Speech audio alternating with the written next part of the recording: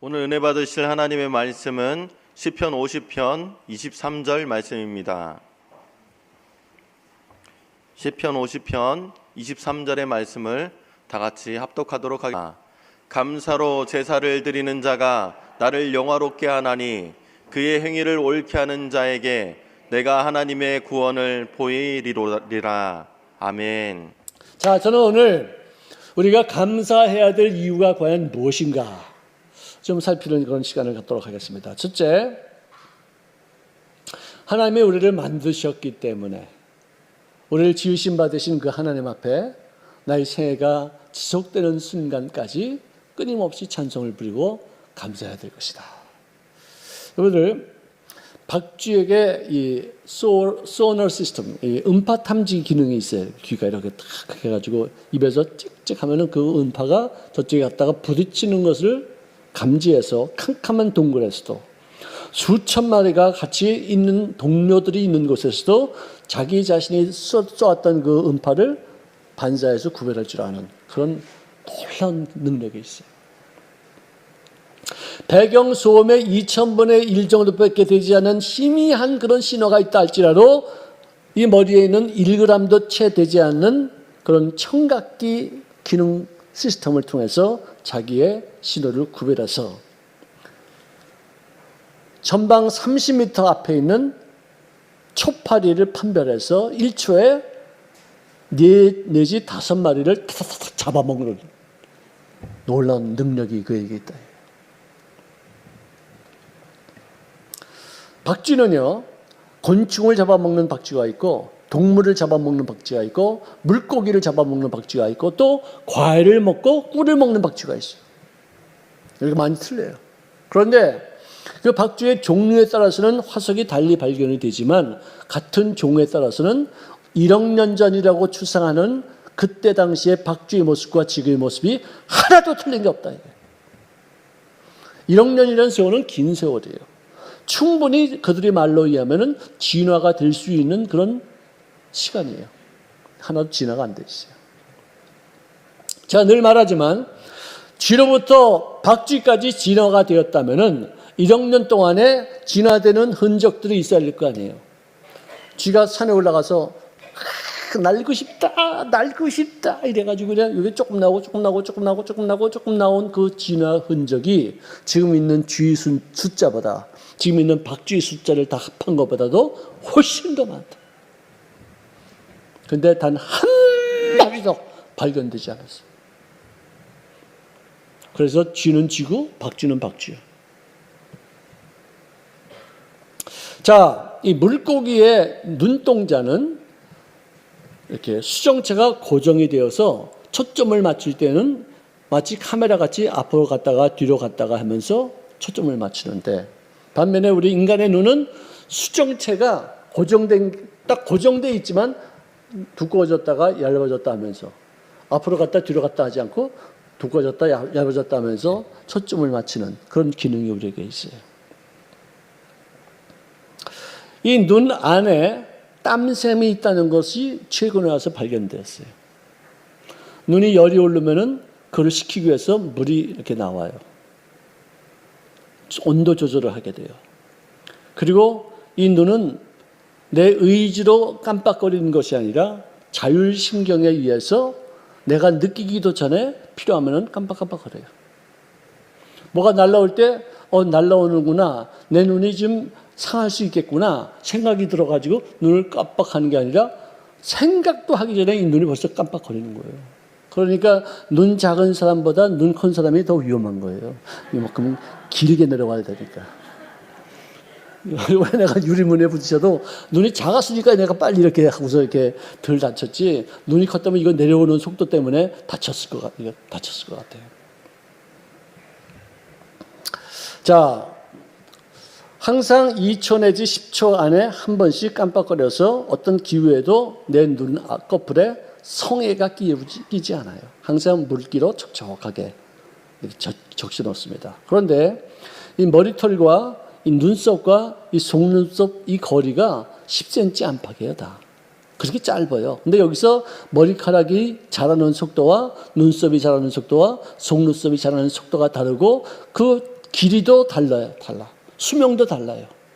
만약에 내 이 속눈썹이 머리털까지 자란다면 어떻게 되겠어요?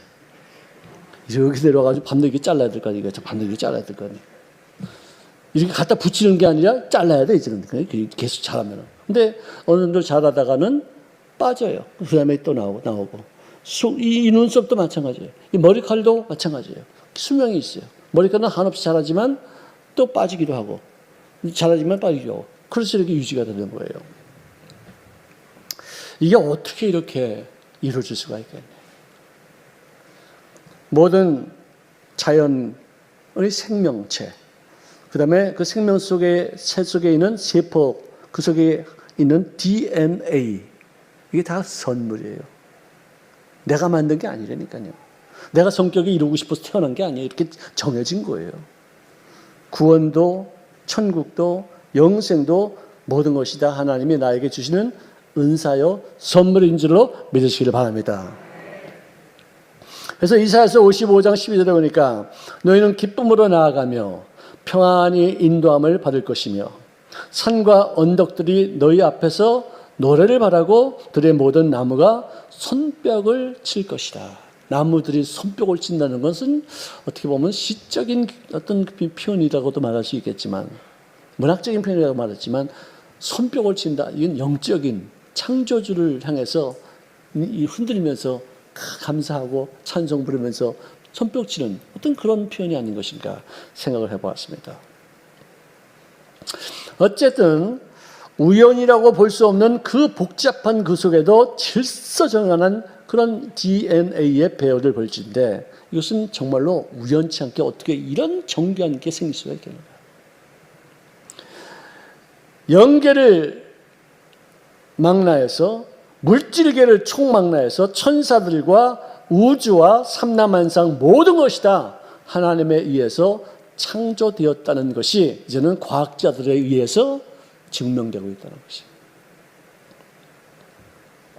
시편 24편 1절에 보니까 땅과 거기에 충만한 것과 세계와 그 가운데 사는 자들은 다 야훼의 것이로다.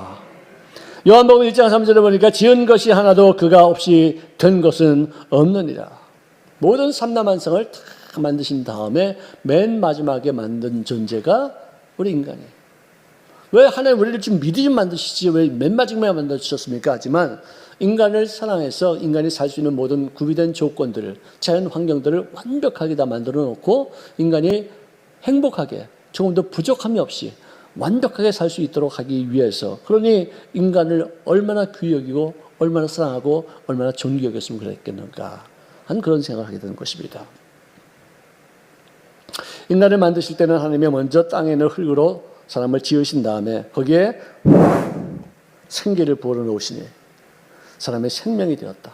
생명이 되었다. 즉 물질과 하나님의 영적인 존재가 결합되어서 만들어진 인격체라는 것이죠. 그래서 여기 마음이 생기고 영과 혼을 담아두는 육체가 내 생활을 주장하는 그런 인생을 살게 되었다는 것입니다. 그러므로 우리 인생은 육체인 동시에 절대자를 찾아서 예배해야지만 할 영적인 존재라는 것이에요. 여러분들 온 세계 인종들마다 생긴 모양도 틀리고 풍습도 다르고 문화도 다르고 언어도 다 다른데 딱 한 가지 공통점이 있어요. 절대자에 대한 어떤 숭배하는 마음, 뭐 점을 치거나 무당 푸닥거리라거나 어떤 신에 의해서 움직이고 싶어하는 마음, 경배하고 찬송하고 우상에 대해서 절을 할 수 있는 그런 마음이 다 동일하게 공통적으로 있다는 것이에요. 이것은 무슨 뜻이냐?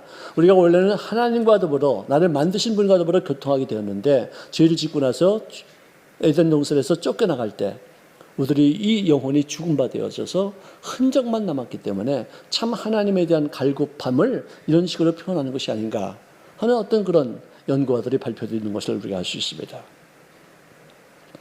그러므로 참 하나님을 경배할 때만이 진정한 행복과 참 가치를 느낄 수 있는 그런 존재가 인간이기 때문에 인간은 정말로 하나님을 만날 때야만이 진정한 가치가 부여될 수 있다는 것입니다.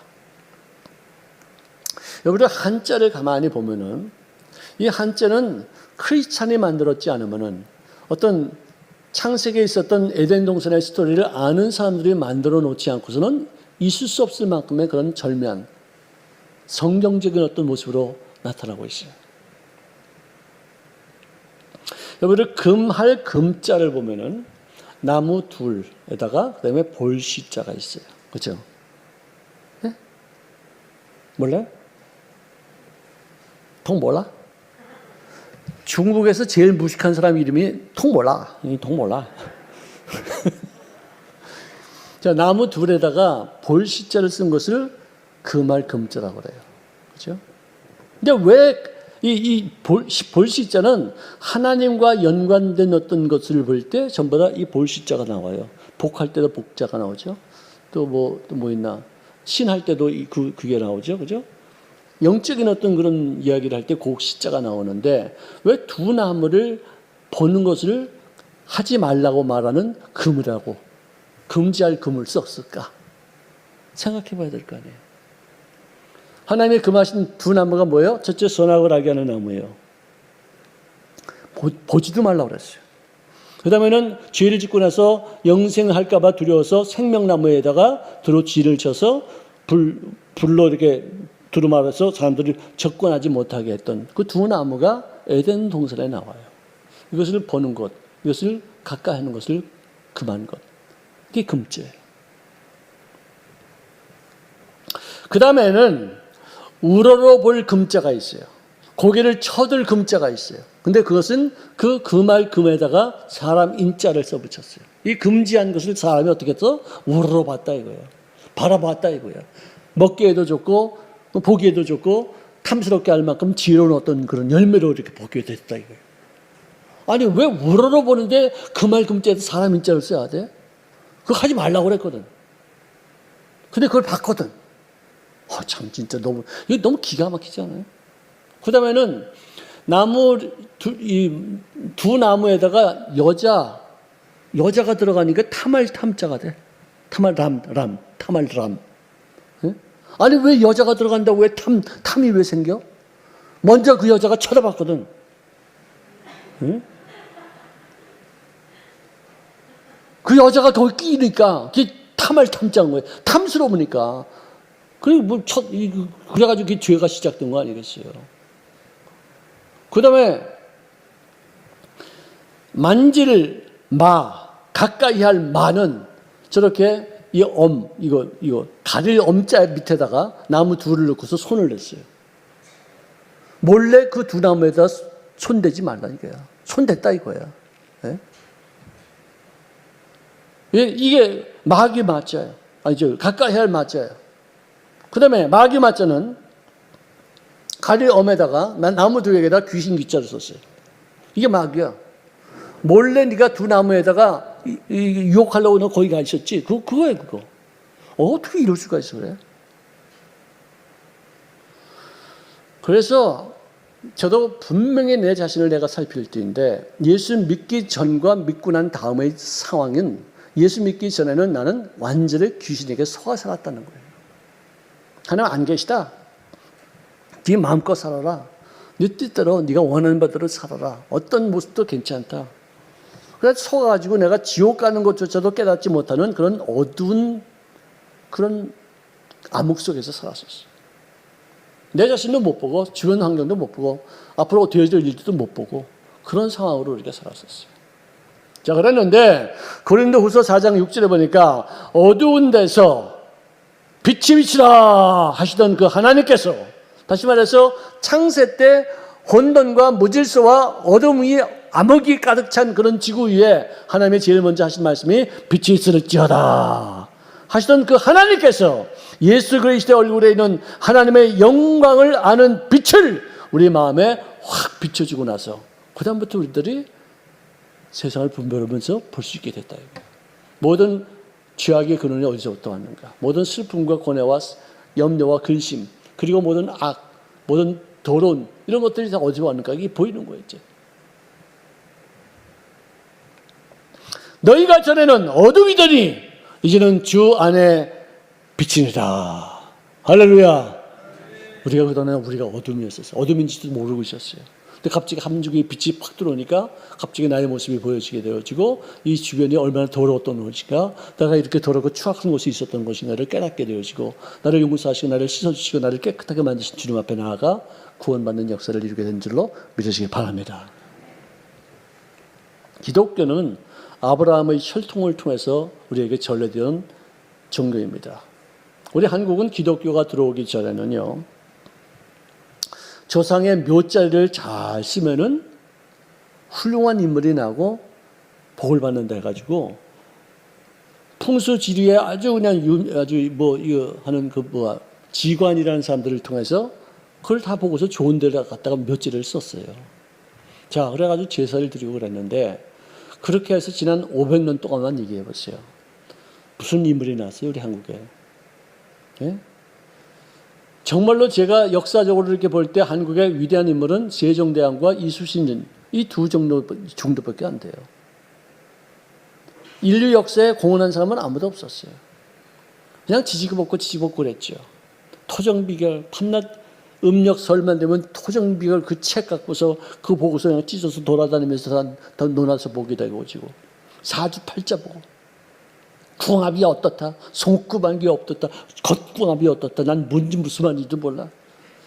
손이 없는 날 시집을 가야 된다. 손이 없는 날 무슨 이사를 가야 된다. 손이 없으면 어떻게 이삿짐을 어떻게 날른다고 지금. 밤낮 점이나 치고만 무당 푸닥거리나 하고 밤낮 아파도 그냥 밤낮 그런 짓까지만 해서. 그래서 그래, 지난 수천 년 동안 그래 양반 집에 무슨 세계적인 인물이 나온 적이 있었습니까? 그렇게 양반 쌍놈을 따지면서 그렇게 귀족과 천민을 이렇게 따지면서 그 귀족 중에 얼마나 큰 훌륭한 인물들이 나온 적이 어디 있었어요? 기독교가 들어온 이후 약 한 130~40년 전 요 사이에 대한민국의 발전 속도, 이것은 가히 역사적이에요. 놀란 일이에요. 세계적인 인물들도 경제계, 정치계, 음악계, 체육계, 예술계 얼마나 많이 나왔어요. 이 BTS 같은 애들은 비틀즈 다음으로 더 훌륭한 어떤 음악하는 애들이라고 이렇게 평가받을 정도로 놀라운 얘기예요. 많은 어떤 악기하는 분들도 얼마나 많아요. 우리 한국에 그런 사람은 아무도 없었어요. 세계적으로 이름을 남길 수 있을 만큼의 어떤 위대한 인물들이 그렇게 좋은 거는 다 따지고 하고 다 이렇게 해도 아무것도 나온 적이 없었어요. 내가 목사라서 그런 말이 하는 거 아니에요. 한번 다른 거 있으면 얘기를 해보세요. 어떤 이유를 위해서 우리 한국이 이렇게 많이 발전했는지 한번 얘기를 해보세요. 기독교 정신으로 우리가 마음을 아주 그냥 천지 개벽하듯이 막 뒤집어 놓고 나서 우리 의식이 바뀌고 나니까 오늘날 이런 자유민주주의 체제에서 세계적인 경제 대국으로까지 이렇게 부상할 수 있게 되지 않았는가. 그 외에 다른 것은 우리가 말할 얘기가 없어요. 이방인들에게 구원도 있어야지만 된다 싶어서 바울을 통해서 전해진 이 복음이 한국까지 오게 되어져서 초대교회 때, 한국의 초대교회 때는 교회가 세워지자마자 교육기관이 세워지고 병원이 세워지고 그리스도의 사랑이 바로 이 교육과 이 병치료를 통해서 이루어지게 됐다는 것을 우리가 어떻게 부인할 수 있어요?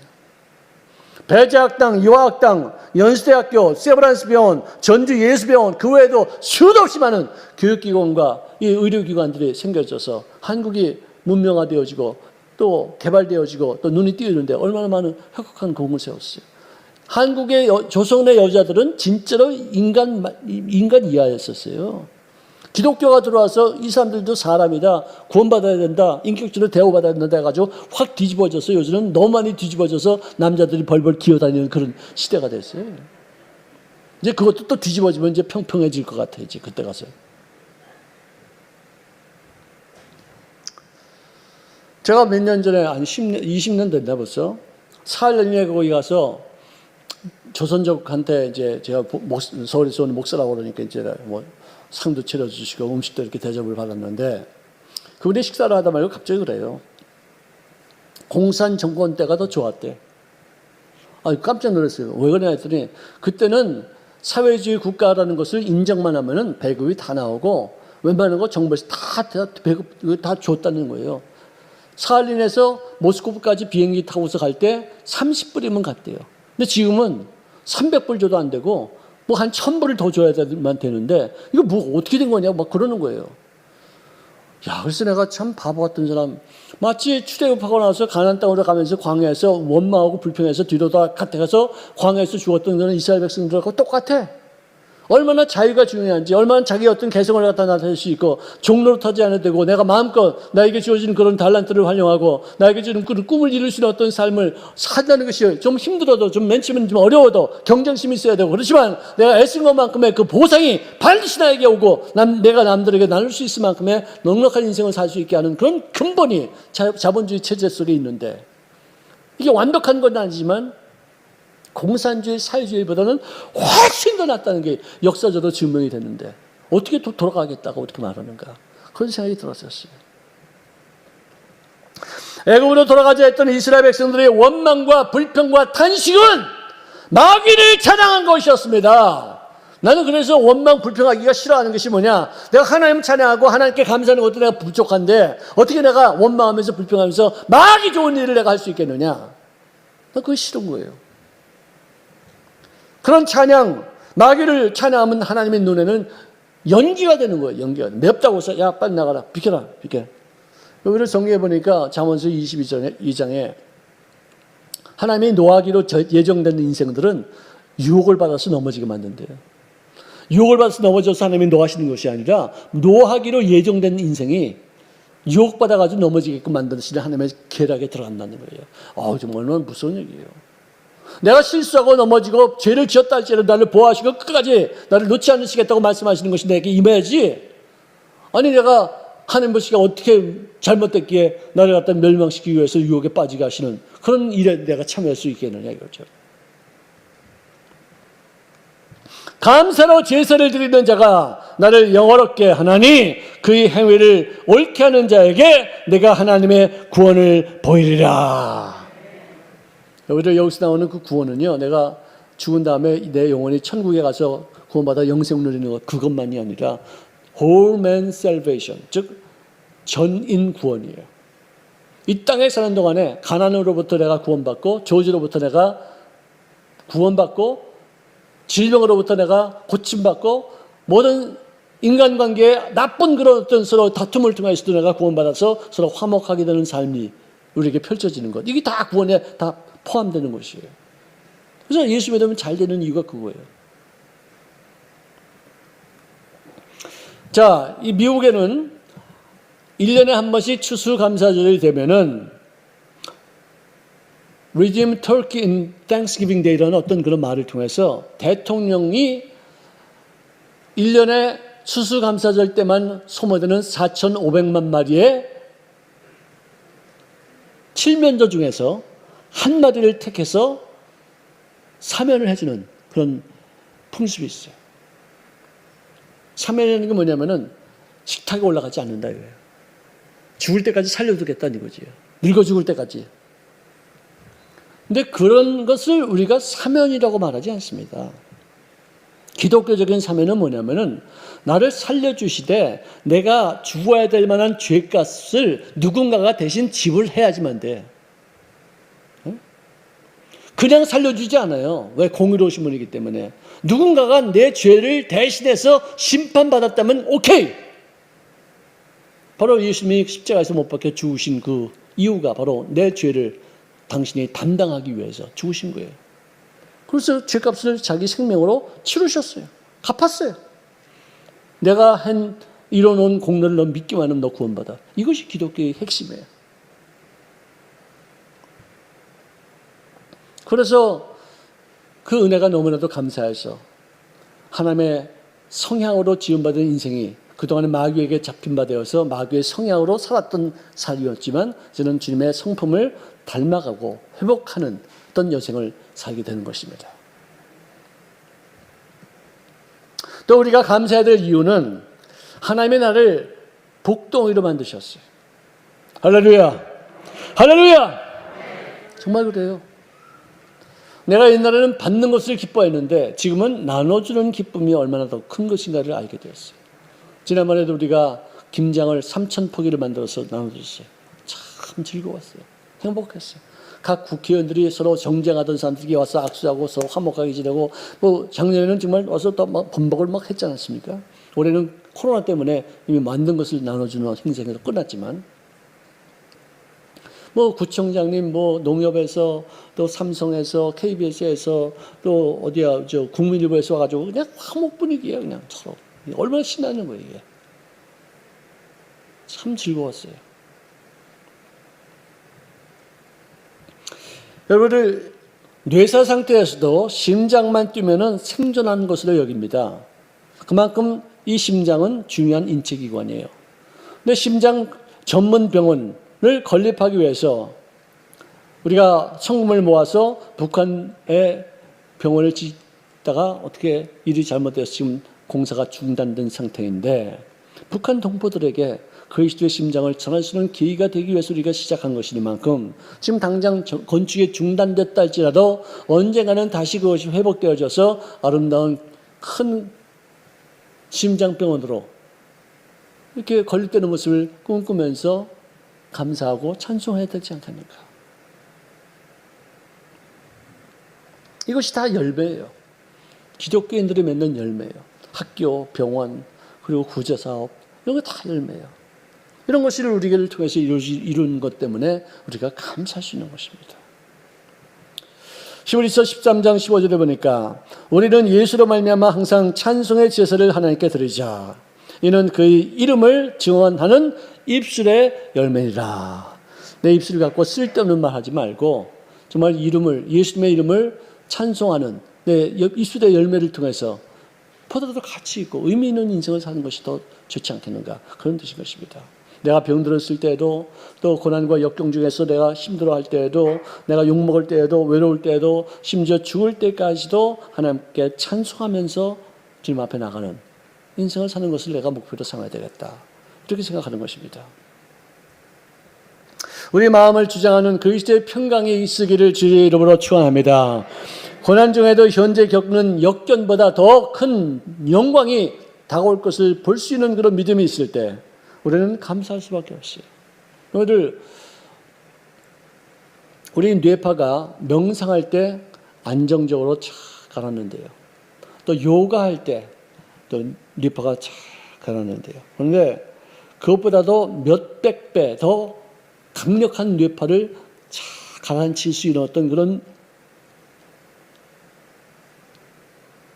도구는 감사인 줄로 믿으시기 바랍니다. 명상보다도 요가 때보다도 감사할 때 그 뇌파에 미치는 영향력이 크게 아름답다는 거예요. 너희는 평강을 위하여 한 몸으로 부르심을 받았나니 너희는 또한 감사하는 자가 될지어다. 할렐루야. 늘 감사하고 하나님이 제일 좋아하는 과일이 뭐라고요? 감이에요. 감사드립시다. 맨입으로 하지 말고 돈 쓰면서 드립시다. 할렐루야. 깨달음을 통해서 오는 감사가 얼마나 큽니까? 정말 깨달음이 가장 귀한 것이에요. 깨닫지 못하면 구원받지도 못하고 깨닫지 못하면 천국이 있다는 것도 모르고 깨닫지 못하면 하나님의 이 모든 만물을 만드셨다는 것도 깨닫지 못해요. 복의 제1 원인이 하나님께 있음을 깨닫고 나오는 첫 말은 뭐냐? 감사합니다. 내가 이 땅에 모든 삶의 어떤 기간을 마치고 나서 주님의 부르심 받아 천국에 들어갈 때도 내가 제일 처음 할 수 있는 말이 뭐냐? 감사합니다. 그런 것 같아요. 난 아직 안 죽어봐서 잘 모르겠는데 우리가 인생을 살면서 얼마나 남았겠어요? 난 요즘 와서 자꾸만 죽음을 많이 생각해요. 얼마나 남았을까? 20년? 30년? 30년 남았으면 나 90살까지, 99세, 거의 100살까지 사는 거 30년만 더 살아도 얼마나 참 빨라요. 30년 우리가 지나온 30년 보세요. 얼마나 빨리 지나갔어요. 정말 여생을 의미 있게 지내시되 감사함으로 할렐루야 지내시기를 주의 이름으로 축원합니다.